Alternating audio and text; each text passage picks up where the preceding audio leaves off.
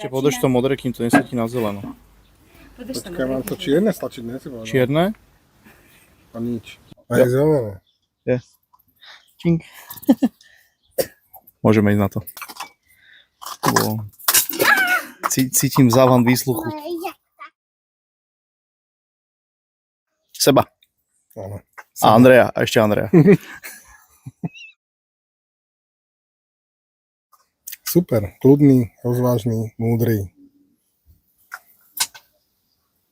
Ja som mal niečo veľmi podobné.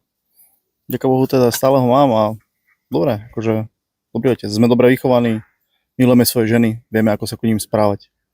To je dôležité. A to nám dali naši otcovia, tieto správne vzory. Chrániť. Ale nie iba fyzicky. Chrániť finančne, spoločensky, emočne, ako ženu, tak aj deti. A postarať sa. No, chrániť pred nedostatkom tým pádom. Ja by som fakt povedal, že len chrániť. Vychovávať. Je sáčok! Dajte mi na ňo sáčok!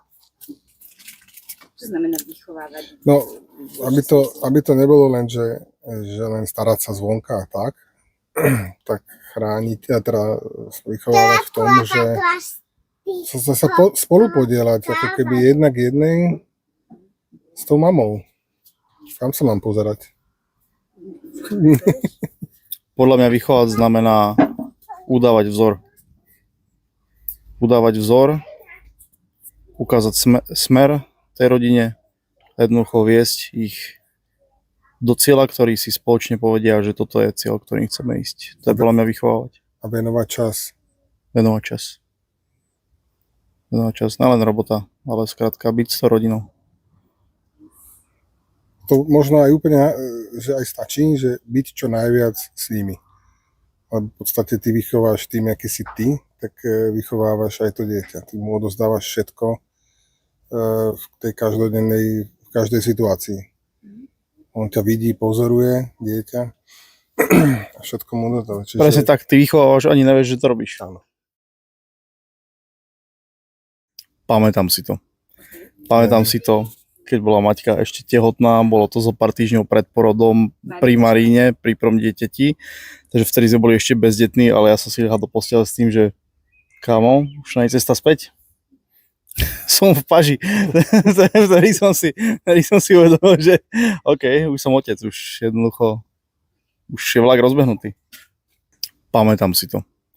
Pamätám si to, keď bola Maťka ešte tehotná, bolo to zo pár týždňov pred porodom pri Maríne, pri prvom dieťati. Ja neviem, ja si na to nepamätám. Že by som mal takú situáciu, si poviem, že wow, teraz som otec, alebo už som otec, alebo niečo taká. Alebo neviem, ale zatiaľ som... Mne to ešte len príde, dúfam. A ty ešte nevieš, že si otec. Ale viem. Andrej si to totiž sa nepamätá, lebo už je starý.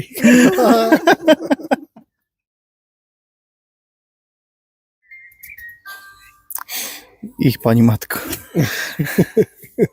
Dobrá odpoveď? Nie, naozaj. Čo najviac milujem na svojich deťoch? Moje deti. Od A do Z. Aj keď ma jedujú, aj to milujem. Všetko. Spomen si, Heňo, na to, keď vidím, ako sa menia, ako rastú, ako sa čoraz viac sa menia aj v ľudí už, ako že to v podstate nie sú deti, že to sú proste ďalší ľudia. A ešte aj to, že vidíme v nich nás, že ma to tam prekvapuje, že tie reakcie. by som nadviazal na teba a podporil to, čo hovorí Andrej, lebo vidím, že mnoho rodičov vníma, alebo mnoho ľudí vníma deti ako deti. A k ním pristupujú úplne inak. A pritom deti sú skrátka iba malí ľudia. To nie sú, že deti. To sú malí ľudia. Majú rovnako potreby byť vypočutí, prejaviť sa a tak ďalej. Možno viac ako dospelá, ktorý sa vie kontrolovať. Ale žiadne, že buď ticho a počúvaj, alebo takéto kidy len preto, že ten človek je malý. To skrátka neexistuje.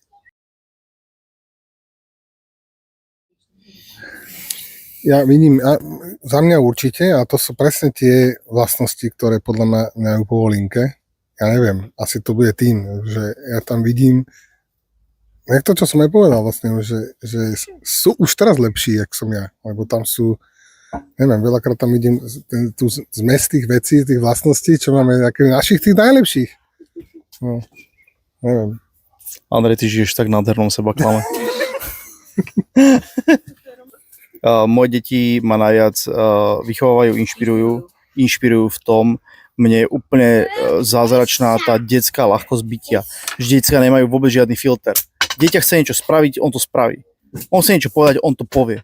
Dospelák, než niečo vykoná, tak najprv sa zbehne sa ti totálny program v hlave, vyhodnotíš, či toto áno, či toto nie, čo si druhý povie, čo si druhý myslí. Decko to má úplne na háku, ono to jednoducho povie a to je podľa mňa úplná nádhera. Toto keby sme vedeli, jak by sa nám dobre žilo. Sa nič na svete, nie? Ale no, Andrej, Počkaj, premyslím si to. všetko má svoju hodnotu. Keby som musel? Otázka znie. Za svoj život. OK. Ale myslím tak, že by som za ne dal život. Nie, že by som akože slobodný život, alebo jak by to mohol niekto iný pochopiť, hej? To už sa stalo. No, Vôbec za predstaviť. nič. Ja som už povedal predtým, aby som si nevedel predstaviť už bez nich Mama, Ečka, žiť. to nedá tú deku tam. Súhlasím. To je pre mňa To je bez šance, pre mňa to je je- to proste, no. To je... Za čo by si vymenil ženy? Či ženu? Toto nevyrezávať, prosím. Už mi ide. Za nič, láska. Bože. Jasná lásonka, že neboj sa nič. Ne, to je bez šance. Keď to chceš logicky zoradiť. S deťmi sa nakšeftuje. Ich matka. Akože sú dní, kedy toho človek má plné zuby a tak najradšej by toto, ale Jasné. vždy, keď si to poviem a keď by som aj odišiel, tak asi do minúty si to rozmyslím. Akože odišiel, že idem von, Do obchodu. niečo, tak už mi chýbajú. Za minútu už mi chýbajú. Ja neviem, ja som aspoň taký, že my keď sa aj niečo dneska napríklad... Andrej je veľký rozprávkar. Nie, vážne. My sme aj dneska mali takú situáciu, že Jakubko si tam točil to svetelko a trafil ma do kolena. To bolo tvrdé, akože fakt hovorím mu, vybehlo mi, že už sa s tebou nerozprávam proste, no. Nechcem ťa už vidieť a niečo také som mu povedal, za minútu ma to mrzelo a som sa mu rozprávil. No a tak aj on nie sa aspoň... Instant regret. Presne. No. Ale neviem, no proste sú veci, keď ťa, a to sú také tie limity naše, podľa mňa, to je o limitoch, že aký má ako človek, teraz je úplne otec, mama, to je úplne jedno, človek má nejaký limit, kedy ťa to proste už... Zabolí to koleno? No to je jedno, proste už vypeníš, ale a toho sa možno niekedy bojím, že aby toto som nejak ustál, aby tí limity, no môžeš to možno ovplyvniť, že ja neviem, viac sa vyspíš, oddychneš si, blablabla, bude sa strážiť, ale Ale ja si myslím, že je dôležité, aby to dieťa videlo aj tú druhú stránku tých rodičov, že ten rodič sa nahnevá, že ho to znepokojí, že mu to prekáža. A dôležité podľa mňa je ako keby tá protiakcia, že povieš dieťaťu, že toto sa mi nepáči alebo niečo na tento spôsob, že nebudem sa už s tebou baviť, tak ono si vytvorí, podľa mňa počuje, vidí nejakú tvoju reakciu a dôležitá je tá protireakcia, že to reálne netrvá dlho.